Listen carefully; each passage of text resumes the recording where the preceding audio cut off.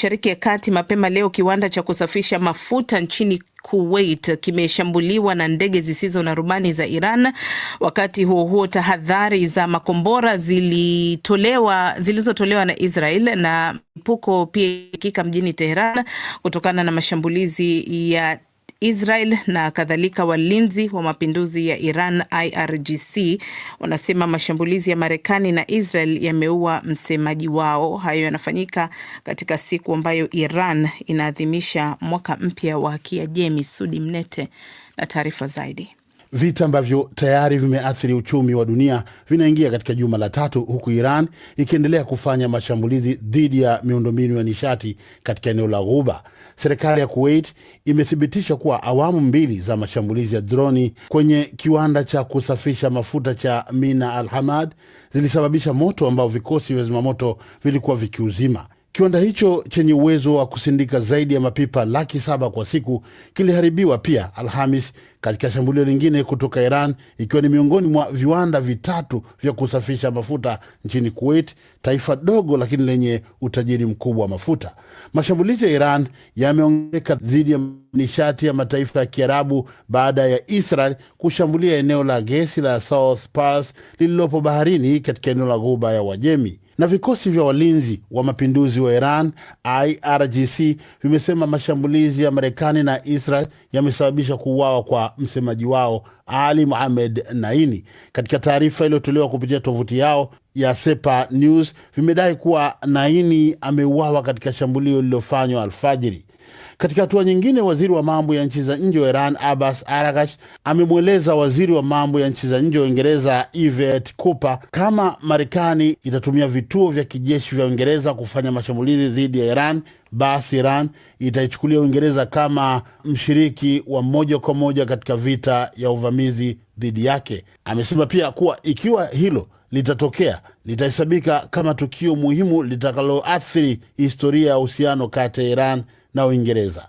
Nayo serikali ya Hispania inatarajia kutangaza kupunguza kiwango cha kodi ya ongezeko la thamani VAT kwenye bidhaa za mafuta, ikishusha kutoka 21% hadi 10%. Hatua hiyo ni sehemu ya mpango wa kupunguza athari za kiuchumi zinazotokana na mzozo unaoendelea katika eneo hilo la Mashariki ya Kati. China nayo inazitaka pande zote zinazohusika na mzozo katika eneo la Ghuba kuhakikisha upatikanaji wa mafuta unaendelea bila usumbufu na kubaki thabiti. Msemaji wa wizara ya mambo ya nchi za nje wa China, Lin Jian, anasema kuongezeka kwa mvutano wa sasa katika Mashariki ya Kati, huku mapigano yakiendelea kusambaa zaidi, hakuathiri tu amani na uthabiti wa eneo hilo, bali pia kuna athiri moja kwa moja nishati ya kimataifa, fedha, biashara na usafirishaji wa majini. Haya yote yanahatarisha maslahi ya pamoja ya mataifa yote. Historia na hali halisi ya sasa imeonyesha mara nyingi kwamba kutumia nguvu si njia ya kutatua matatizo. Kuchagua mapambano ya kijeshi kutalisha tu uwe mpya. Ama katika taarifa ya nadra, kiongozi mkuu wa Iran Ayatollah Mojtaba Khamenei amesema kuwa maadui wa Iran wanapaswa kupoteza usalama wao. Hajaonekana hadharani tangu kuchukua nafasi ya baba yake Ayatollah Al-Khamenei aliyeuawa katika shambulio la Israel siku ya kwanza ya vita. Na asante Sudi Mnete kwa taarifa hiyo. Waziri Mkuu wa Japan Sanae Takaichi amekwepa mvutano uliotaka kujitokeza kati yake na mwenyeji wake Rais Donald Trump wa Marekani, wakati Trump alipotoa kauli ya dhihaka dhidi ya Japan siku chache baada ya kuwashambulia washirika wake kwa kutokubaliana naye kumsaidia kufungua tena mlango bahari wa Hormuz uliofungwa kutokana na vita vya Marekani na Israel dhidi ya Iran. Michael Kwena na taarifa zaidi. Katika mkutano wake na waziri huyo mkuu wa Japan katika ikulu ya White House hapo jana, Rais Trump hakutoa maelezo mengi kuhusu aina ya msaada ambao Japan inaweza kuutoa katika kuilinda njia hiyo muhimu ambayo robo ya mafuta ya dunia hupita. Lakini mtazamo wake kuhusu Takaichi ulikuwa kirafiki zaidi kuliko ukosoaji mkali aliotoa kwa washirika wengine, akiwemo waziri wa Uingereza Keir Starmer kuhusu swala hilo katika siku za hivi karibuni.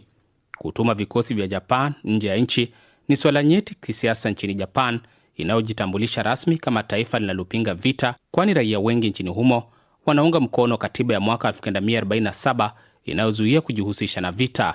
Kabla ya mkutano na Trump, Japan na washirika wengine 5 wakiwemo Uingereza na Ufaransa walisema walikuwa tayari kuchangia katika juhudi zinazofaa za kuhakikisha usafiri salama kupitia mlango bahari wa Hormuz. Trump alisema itakuwa bora zaidi kwa Japan na washirika wengine kuchangia, akibainisha kwamba Japan hupata takriban 90% ya mafuta yake kupitia mlango huo wa bahari. Mkutano kati ya viongozi hao wawili ulionyesha uwezo wa waziri Takaichi wa kumvutia Trump kufuatia mkutano mwingine wa kirafiki uliofanyika Tokyo mwezi Oktoba, ambako alisema angependekeza jina la Trump kwa tuzo ya amani ya Nobel.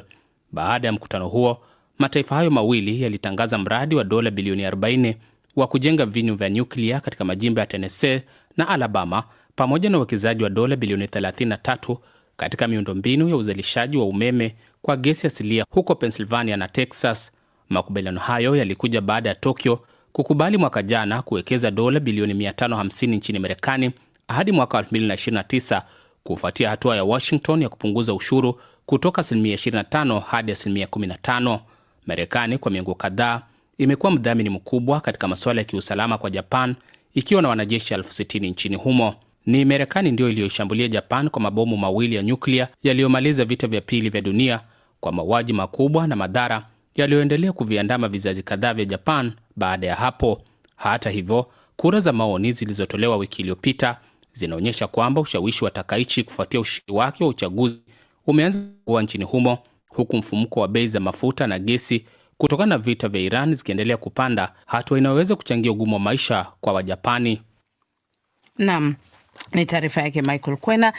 Tuangazie hili. Viongozi wa Umoja wa Ulaya wametangaza kukasirishwa na uamuzi wa waziri mkuu wa Hungary Viktor Orban wa kuzuia mkopo mpya wa euro bilioni 90 kwa Ukraine, licha ya kwamba alikuwa amekubali hapo awali. Hungary pia imepinga awamu nyingine ya vikwazo dhidi ya Urusi. Taarifa kamili na Silvanos Karemera.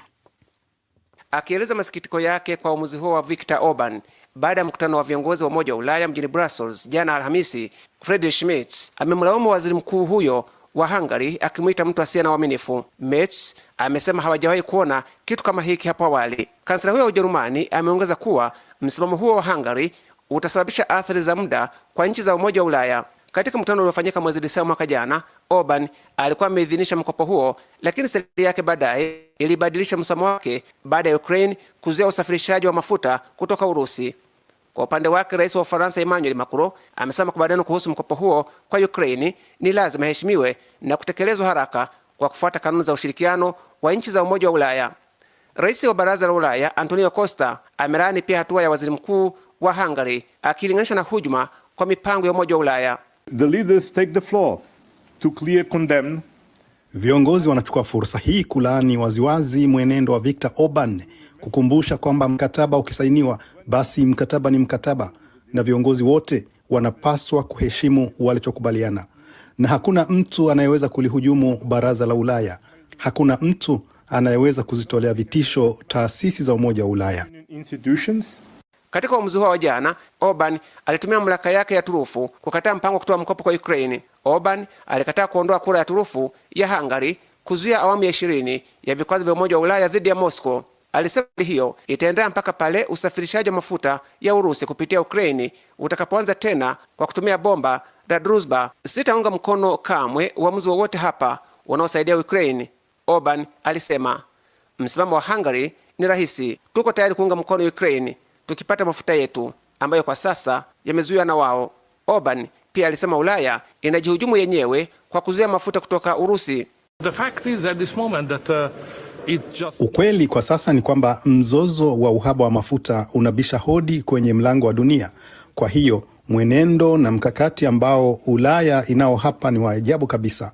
Hakika tunahitaji mafuta ya Urusi. Hatuwezi kuhimili hali hii ambayo chini ya masharti haya inazidi kuwa mbaya zaidi bila kushirikisha nishati ya mafuta kutoka Urusi. Ulaya haiwezi kunusurika bila nishati hiyo. Bomba la Druzhba lilikuwa likisafirisha mafuta ya Urusi kupitia Ukraine kwenda Hungary na Slovakia, lakini kulingana na Kiev liliharibiwa na shambulio la Urusi Januari mwaka huu. Kusimama kwa usafirishaji wa mafuta hayo kumeongeza mvutano mkali kati ya Budapest na Kiev. Hungary imeitaka Ukraine kutengeneza bomba hilo haraka na kuanza tena usafirishaji wa mafuta, lakini Ukraine inasema matengenezo ya haraka hayawezekani.